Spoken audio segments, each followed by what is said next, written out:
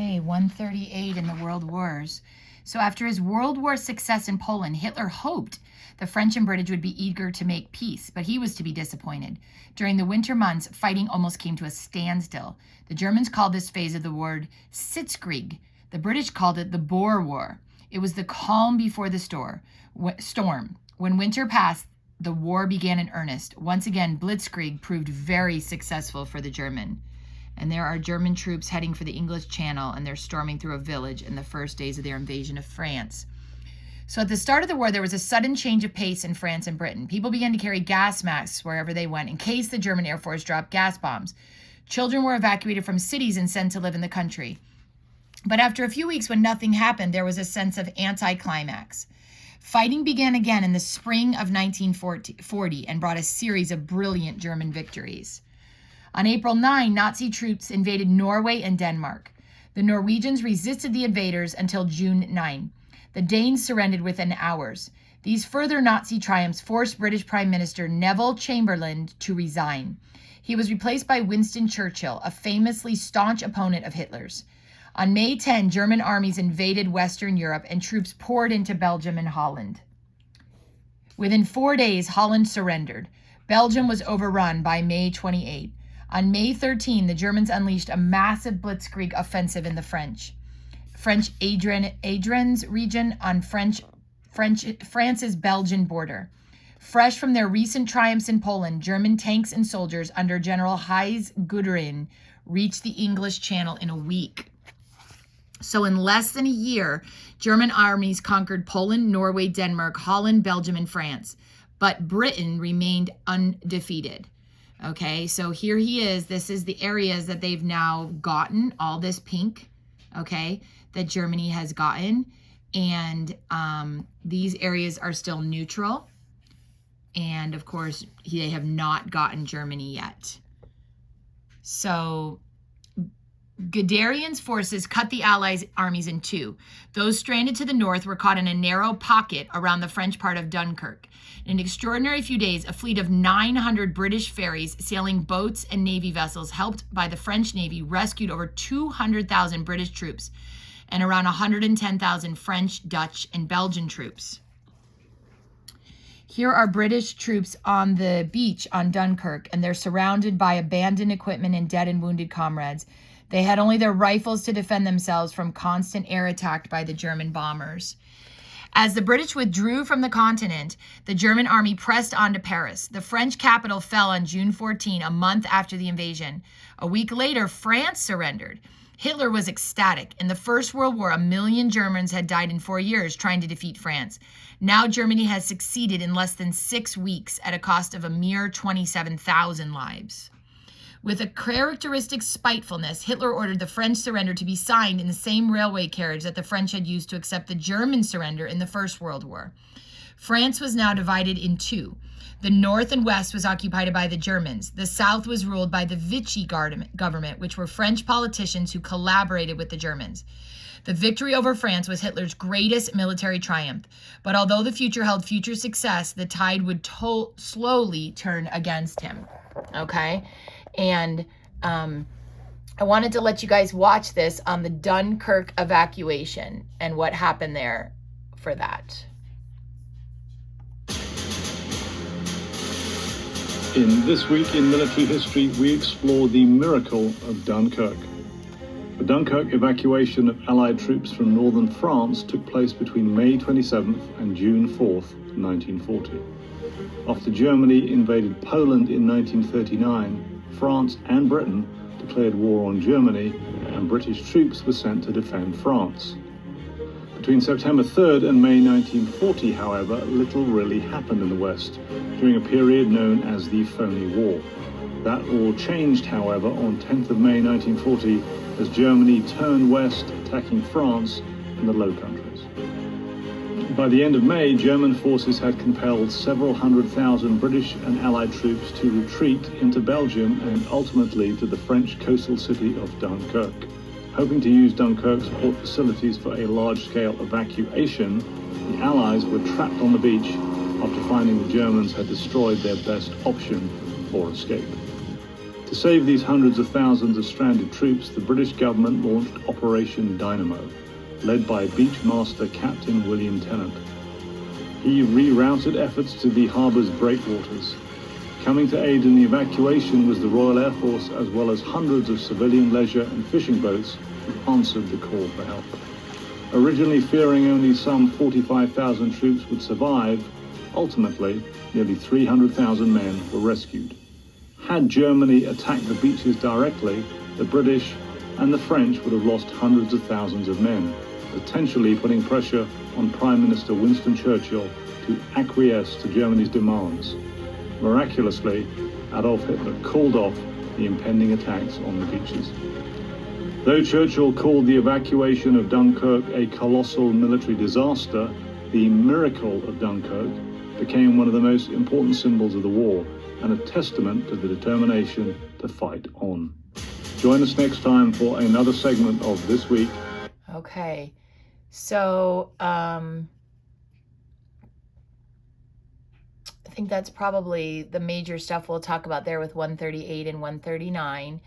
And then we'll move down here into 140 and 141. So we're going to have the battle for Britain, okay? So Britain now is in trouble. So by the late summer of 1940, most of Europe was in German hands. A plan was swiftly hatched to sweep away Hitler's final enemy, Britain. Codenamed Operation Sea Lion, the aim was for the German Air Force, the Luftwaffe, to win control of the skies over the English Channel. Then an army invasion could be safely launched from the French coast with no fear of air attack. A date was set for September 15, but first the Royal Air Force had to be defeated. So this is the Spitfire. It was one of the most admired lighter planes of the war because of its advanced design, which made it especially easy to fly. And the British Spitfire fighter planes, such as this one, were tremendously effective against German bombers and fighters. So the Battle of Britain began on July 10 when the Luftwaffe began attacking convoy ships in the Channel. The idea was to draw British planes into battle and destroy them.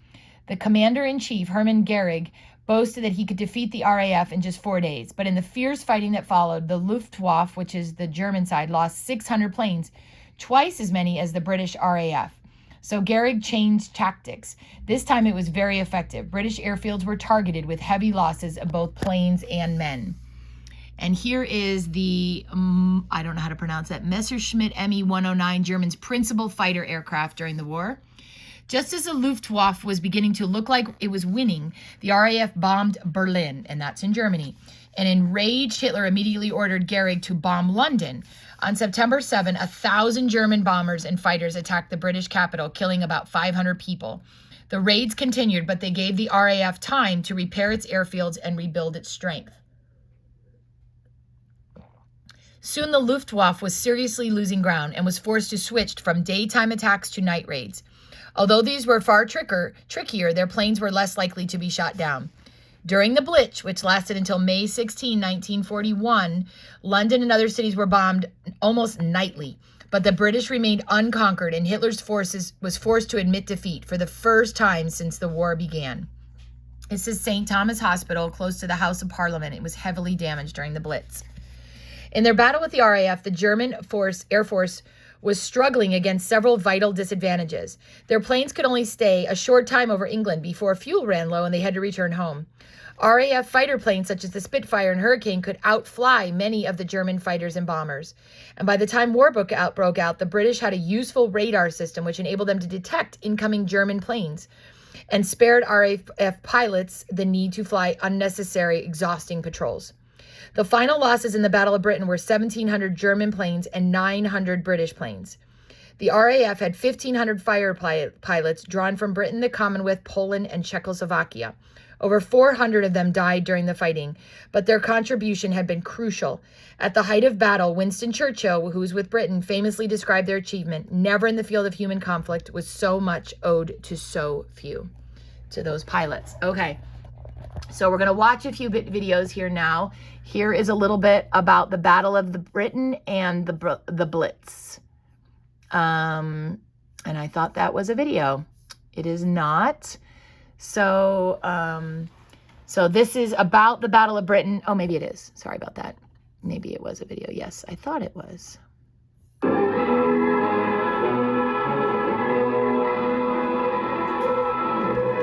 British braced themselves for immediate invasion. After Dunkirk, Hitler realized he would have to strike with an air force many times greater than the British. In the summer of 1940, World War II was raging in Europe. Germany's leader, Adolf Hitler, had just conquered France and had set his sights on invading Britain. His plan of action was to send hundreds of German planes to attack British defences. This was known as the Battle of Britain, and it marks a turning point for the country's fight against Hitler in World War II. You read many stories nowadays of pilots saying that they weren't worried and weren't frightened when they saw little dots in the sky which gradually increased in numbers. I maintain that if anybody says that they weren't frightened or apprehensive, then I think he's a very bad liar. Britain's Royal Air Force fought alongside 574 pilots from around the world, including Poland, Canada, and New Zealand. Women were not allowed to fight, but were able to work as mechanics, pilots, intelligence officers, and monitored radar.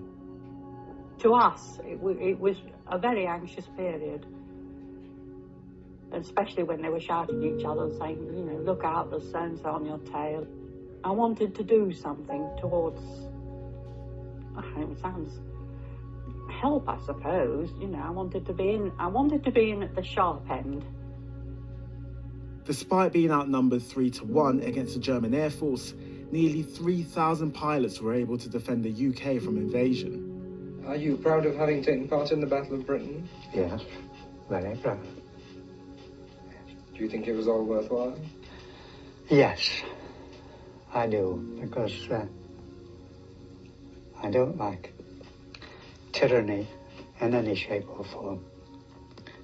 And I think freedom will always be worth fighting for.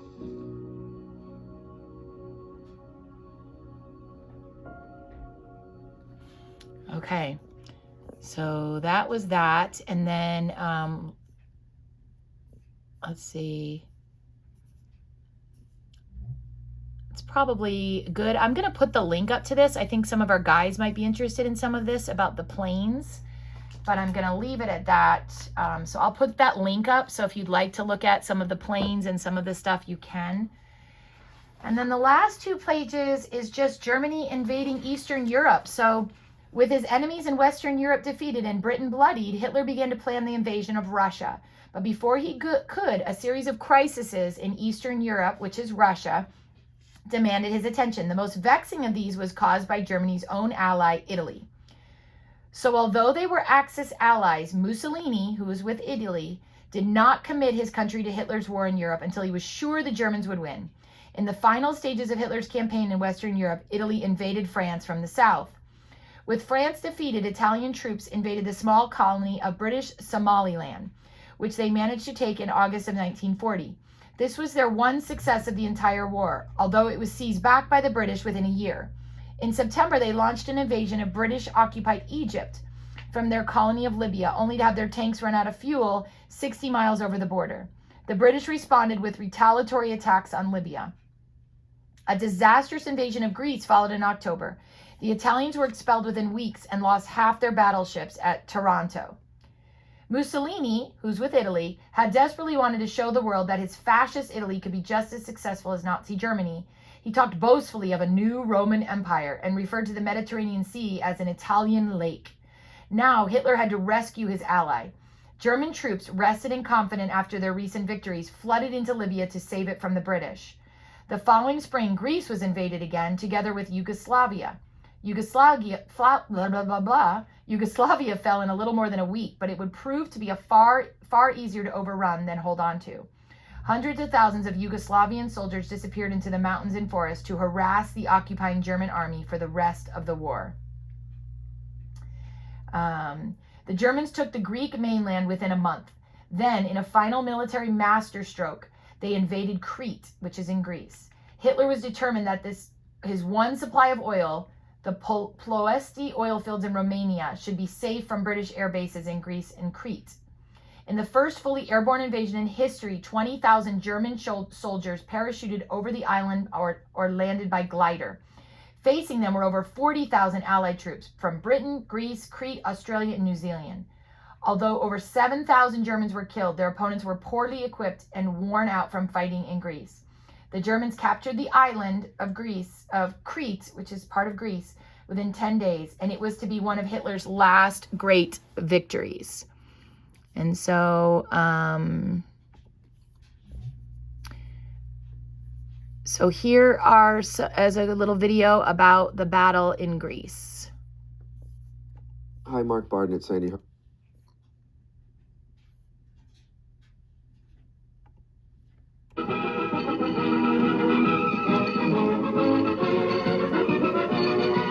This is the Gaumont British News, presenting the world to the world.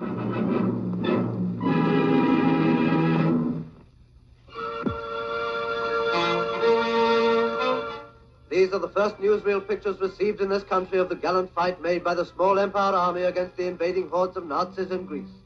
Nobody would wish to pretend it was a victory, but we fulfilled our obligation to help our gallant Balkan ally in its lone stand. We inflicted heavy casualties on the enemy, and in this sparring preliminary, our commanders and our men have got the measure of the German army.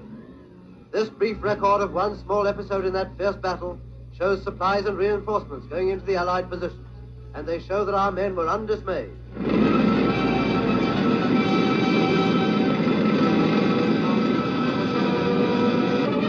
This was some of the civilian population of Greece during those dark days. Simple peasants who are a shining example that we may do well to follow, helping the Allied army, staying put and carrying on while the soldiers go about their business.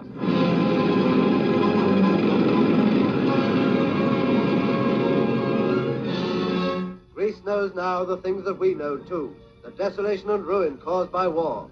But Greece too will share Britain's triumph in the end. Over the heads of the Empire troops, the Nazi bombers roared without pause. They had achieved local superiority in the air. It was the kind of work in which the Nazis excel, bombing when there is no British fighter to challenge them. It points the moral once again that we must have more planes, more pilots, more instructors, more aerodromes.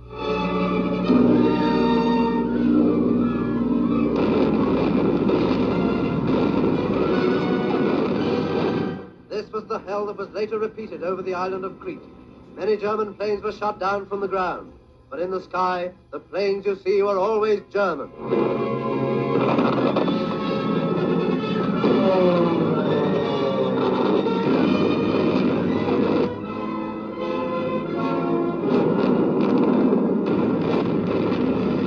Greece retells the story whose chapters have blazed periodically upon our newsreel screen since Hitler came to power.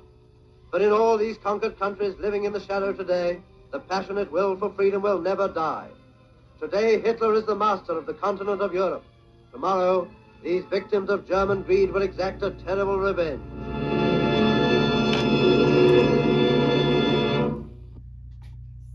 Okay, and then I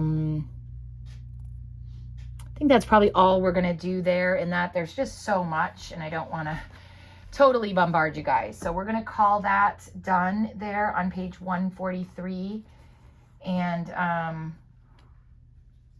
oh, did I go 138 to 143? I think I might have gone a little farther than I was supposed to, but that's okay. We will call it there.